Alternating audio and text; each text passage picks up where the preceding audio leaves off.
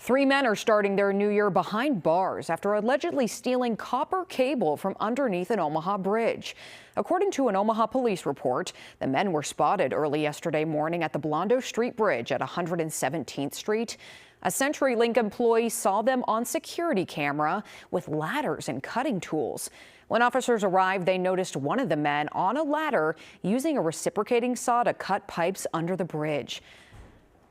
Sereno Caniglia, Jerry Hall, and Mark Kurtz were arrested on charges of theft, criminal mischief, and possession of burglary tools.